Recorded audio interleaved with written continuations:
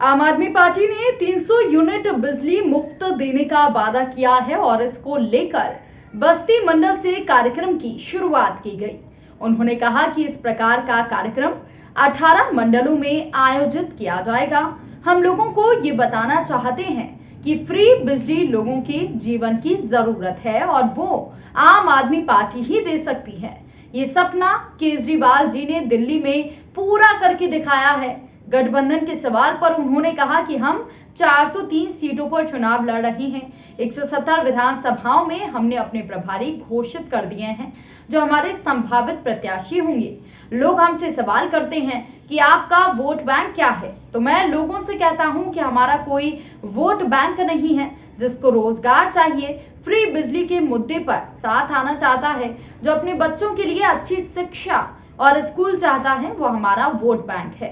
आप सांसद ने कहा कि 75 सालों में जाति और धर्म के नाम पर वोट लिया गया। प्रदेश को क्या हासिल हुआ? बेरोजगारी, गरीबी, अशिक्षा, मिड डे मील में नमक रोटी, ऐसी कानून व्यवस्था, हाथरस कांड हो, मनीष गुप्ता का कांड हो, अरुण वाल्मीकि की हत्या कर दी जाए। आज आप देखिए कि क्या खबरें लगती हैं। पाटीदार एसएसपी फरार है। इंद्रकांत त्रिपाठी की हत्या के मामले में अब तक हम लोग सुनते थे चोर डकैत माफिया फरार, यूपी में एसएसपी फरार, दरोगा फरार, सिपाही फरार और मंत्री फरार, मंत्री का बेटा फरार।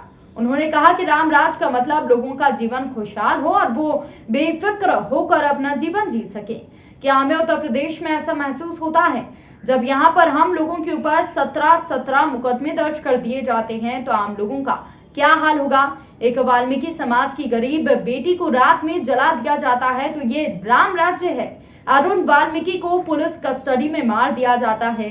मनीष गुप्ता व्यापारी को होटल में पुलिस के द्वारा पीट कर मारा जाता है। क्या ऐसे राम राज्य कहते हैं?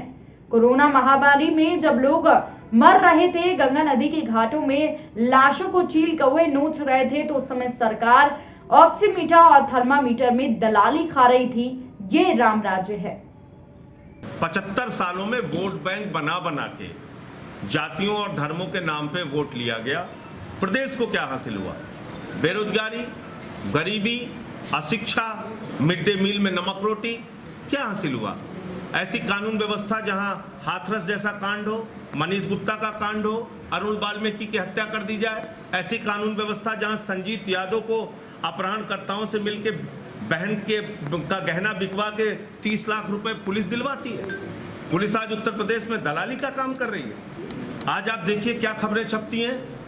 पाटीदार एसएसपी फरार है इंद्रकांत त्रिपाठी की हत्या के मामले में।